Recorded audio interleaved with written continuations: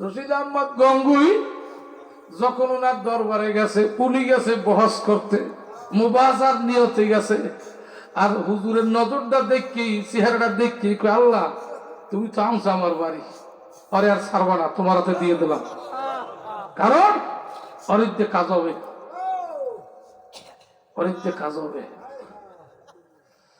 আল্লাহ আল্লাহ, আরে তুমি রশিদে ভরাইয়ে দাও। খবর তো রশিদ আহমদ গঙ্গুই জানে না। আল্লাহু আকবার। এ তো আইছে বহস করতে, আইয়া সুন্দর মতো প্রশ্ন করতে আছে। বালাগাত মান্তিক দিয়ে প্রশ্ন করে, ফিকার কেতাব দিয়ে প্রশ্ন করে, বুখারী মুসলিম দিয়ে প্রশ্ন করে। প্রশ্ন শেষ হইতে না হইতে শুধু একটু চোখ বোঝে আর জবাব দেয়, চোখ বোঝে আর জবাব দেয়, চোখ বোঝে আর জবাব দেয়।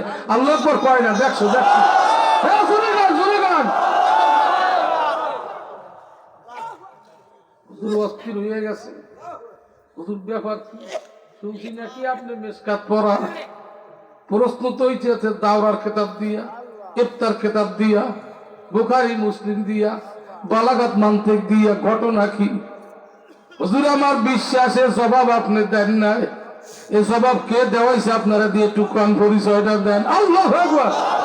ভাই আব্দুর রশিদ শুনবা, এ মৌলভী সাহেব শুনবা, তুমি মৌলভী হইতে পারো, সাইকুল হাদিস হইতে পারো, কিতাবি আলেম হইতে পারো, তোমার লগে কিতাবওয়ালার লগে সম্পর্ক না। তুমি বুখারী দিয়ে প্রশ্ন করছো, বুখারী তো তুমি চেনো না, চেনো তুমি বুখারীর কিতাব, বুখারীর লাগে তোমার সাক্ষাৎ হয় নাই। মুসলিম দিয়ে প্রশ্ন করছো, মুসলিমের লাগে সাক্ষাৎ হয় নাই। আল্লাহু আকবার জোরে বল। আর যেই কিতাব দিয়ে সব প্রশ্ন করছো, তোমার সাক্ষাৎ হয়েছে কিতাবের লাগে, কিতাবওয়ালার লাগে হয় নাই।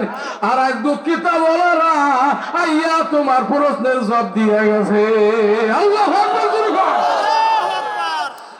আমি হাজী ইমদাদুল্লাহ জবাব দেই নাই, তোমার প্রশ্নের জবাব ওই কিতাবের ওয়ালা, কিতাবের মালিক দিয়ে গেছে। আল্লাহু আকবার। তুমি তাফসিরে জালালাইন পড়ছো, ইমাম রাজিরে দেখো নাই। আল্লাহু আকবার। ফখরুদ্দিন রাজিরে দেখো নাই। আজকে তোমার তাফসিরের কিতাবের জবাব, প্রশ্নের জবাব ফখরুদ্দিন রাজি নিজে সে দিয়ে গেছে।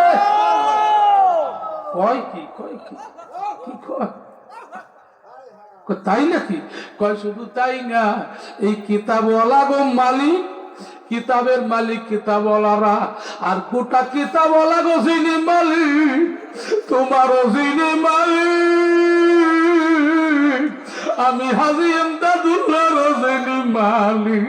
আজকে মালিক নিজে আইয়া জবাব দিয়েছে।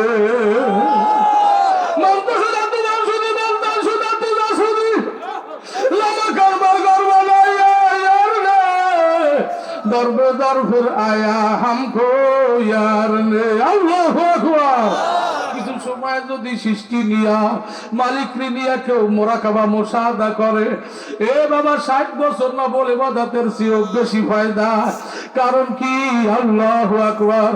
যখনই কিতাবওয়ালারে দেখছে, যখনই কিতাবী আলেমরে দেখছে, চিন্তা তো ফালাইছে, এখন সঙ্গে সঙ্গে দেলটা মালিকের লগে লাগাইয়ে দিয়েছে। কয় মালিক, আমি যদি সত্যিকার তোমার গোলাম হই, আল্লাহু আকবার, আমি যদি তোমার প্রেমিক হই, তোমার বন্ধু লিস্টিতে যদি আমি ইমদাদুল্লাহর নামটা থাকে, তাহলে আমার ইজ্জত তোমার ইজ্জত, আল্লাহ তুমি ইজ্জত বাঁচাইয়া দিও। আল্লাহু আকবার। হায় হায় কয় কি? আরে আমি কিতাব পড়ছি, কিতাবওয়ালারে চিনি নাই, আজকে কিতাবওয়ালারই চিনে ফলাইছে। দেরি আর করে নাই, হাতখানা বাড়াইয়া দিয়ে কয়, হুজুর আমার বয়ান করিয়ে দে।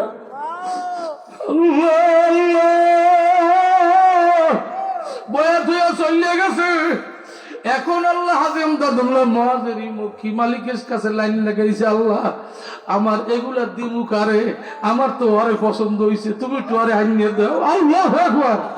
রশিদ আহমদ গঙ্গুই তো বড় আলেম, এত ফিরমুরিদি করার টাইম নাই, 24 ঘন্টা রুটিন, রাত্রে অল্প সময় ঘুমায়, সে ঘুমে থাকলেও কেতাবি আলেমরা কেতাব বগলে নিয়ে আসছে, দাঁড়াইয়ে থাকে। কোন সময় হুজুর ঘুম থেকে উঠবে, আবার একটু কেতাবের দর্শ নেবে। আরব দেশে গেলে বড় বড় মুফতি মুহাদ্দিসরা তাদের দর্শ বাদ দিয়া তারা এসে হুজুরের দর্শে ছাত্র হয়ে বসে যাইতো। এত বড় আলেম গেছে কোথায়? হুজুর আল্লাহ মালিকের কাছে গায়, মালিক আল্লাহ তুমি আরে কবুল করিয়ে নাও, তোমার প্রেমের রশি আরে গিরাইয়া দাও, বান্ধিয়ে দাও। আল্লাহু আকবার। হায় হায় আল্লাহ, আমার এই বিআই সাহেব ওনার মতো আলেম এই তালতলি আরো আছে না নাই? কত কথা হ্যাঁ বাড়ি যায় না কা, সবাই এখানে আইকা, কত দূরের মানুষের জায়গা আইকা। ওই যে কেওরা বললে হুজুর এমন একটা রশি গিরাইয়ে দিয়ে গেছে মাওলার লগে, কয়েক নদী পাড়ি দিয়ে পাগলার এখানে ইয়ে বই, হয়তো এই এলাকার মানুষও বুঝলো না।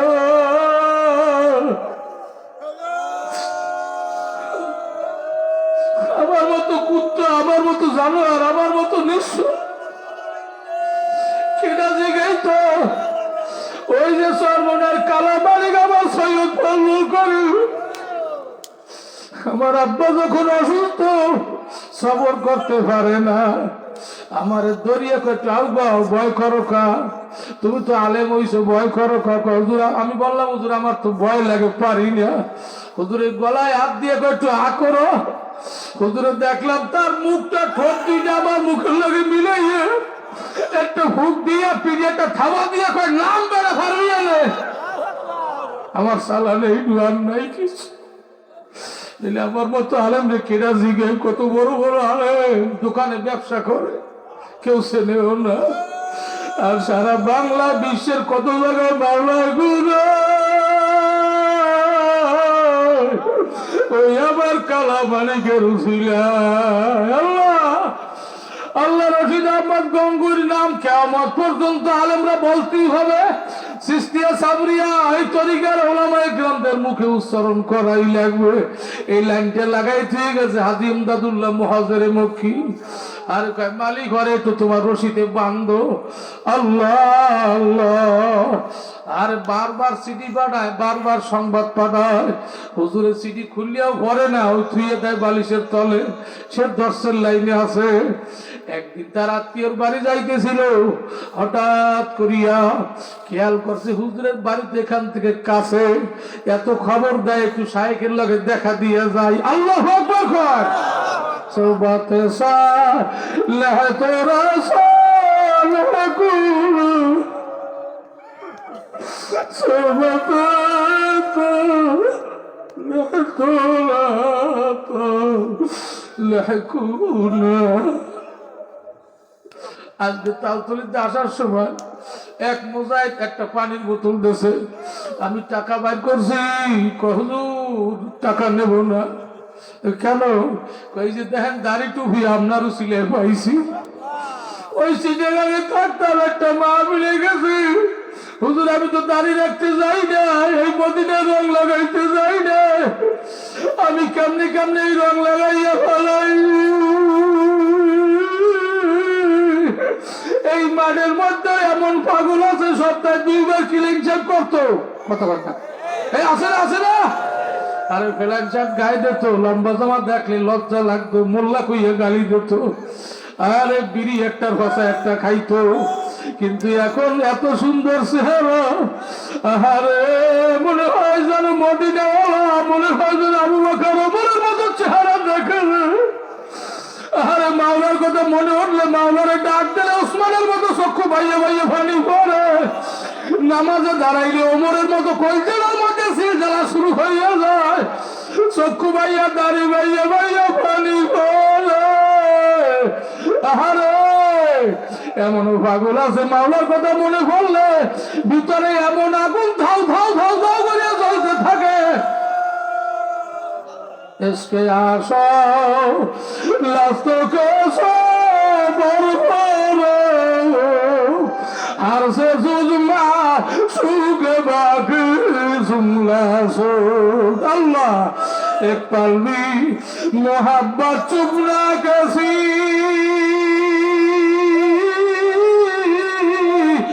जब तेरा किसी ने नाम लिया एक पल को रहना गोपन इसके बैठा প্রেমের সুরে দিলটা নাচে শুনলে তোমার কথা হায় হায় আল্লাহু আকবার আজিম দাদুল্লাহ মুয়াজ্জিন মুক্কি লাইন লাগাইছে কার সাথে হ্যাঁ জোরে গান আল্লাহ তুমি আরে আইনে দাও যেমন আল্লাহর নবী কইছিল এই দুই উমরের এক উমরে আমারে দাও আল্লাহ মাওলা দেছেনি কথা কয় আজিম দাদুল্লাহ মুয়াজ্জিন মুক্কি কয় আল্লাহ কাসেম নানুতুবি আর আব্দুর রশিদ গঙ্গুই দুইজন আমার কাছে আইছে আমি আব্দুর রশিদের চাই আল্লাহু আকবার আরে দেখ কাম হইবে দেশে তো দুইজন আরে কিন্তু এর চাইছে একটু খাস পাবে আল্লাহ মাওলা নিয়ে হাজির করছে যাইতে যাইতে হুজুরের খানকায় গেছে আরে হুজুরের দেখকে মিসকি আসি দিয়েছে হুজুর বুঝতে পারছে ও নিজে আয় নাই ওরে আনছে আমি আইতে পারি না আপনার আমার একজনের লইয়া আইছে এই কথা বল না আনছে কে আনছে এই আল্লাহর আপনার আমার উপর মায়া আছে না থাকলে আইতে পারতাম না খালি এই ঢুকবে নাই শেষ মোনাজাত আল্লাহ তোমার মায়া আমার উপরে এই এলাকার মধ্যে সবচেয়ে বেশি নাহলে তুমি আমার আনতা না তুমি এত মায়া করো এই মায়ার বান্দারে কেমনে হাতে পায় ফেরেশতারা হ্যান্ডকাপ লাগাইবে কেমনে তোমার সামনে টাইনা টাইনা জাহান্নামের আগুনে ফেলাইবে তোমার কি মায়া লাগবে না এই দুকইয়া যদি মাওলারে ডাক দিতে পারো আজকে আমার মাওলা তোমারে মাফ না করিয়া ফেলবে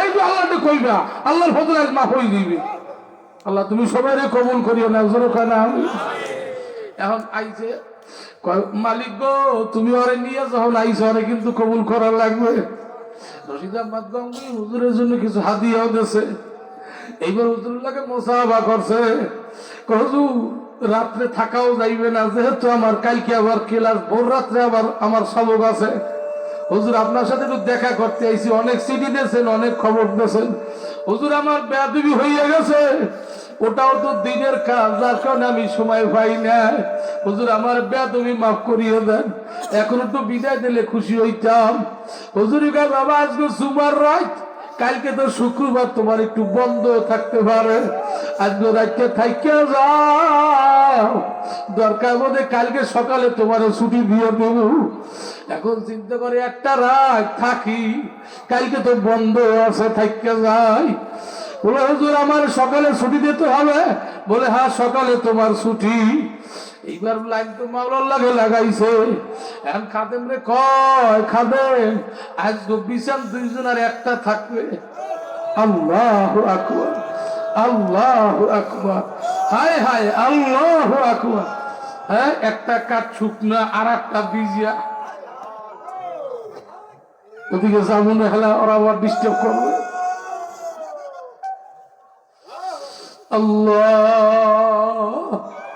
আব্দুর রশিদ গঙ্গুর কাঠটা ভিজা ভিজা বুঝেন একটা উদাহরণ দিলে সহজে বুঝবেন আপনার কষ্ট হবে না তো হ্যাঁ একজন উঠবেন না কিন্তু আল্লাহ রাস্তায় মাফ চাই উঠলে আমার কাছে খারাপ লাগে চুলার মাটি লাল আছে না লাল আর ইটের রঙও তো লাল ইট টাক দিয়ে ভাঙ্গা যায় সহজে অনেক কষ্ট আর চুলের মাটি চাপ দিলে গুলিয়ে যায় কারণটা কি বরঞ্চ ইট জ্বলছে 1 মাস বা 1 সপ্তাহ আর চুলের মাটি জ্বলছে 12 মাস ও তো আরো শক্ত হওয়ার কথা ঘটনা কি হয়েছে ও যতই জলে কাঁচা মাটিতে আরে রস দেয় এই জন্য পাকা পুরো বানাইতে পারে না অর্ধ বিল্ডিং হয় না আর ওই ইট যে মাটি দেয়া ও কাঁচা মাটির লেবার কোনো লাইন নাই আর ভিতরে কলজার মধ্যে জ্বালাই ওরে শুকাই ফেলাইছে ওর মধ্যে রস ঢুকতে পারে না আজিম দাদুল্লাহ মহাজেরি মক্কি পাকা ইট আল্লাহু আকবার আর রশিদ আহমদ গঙ্গুই পাকা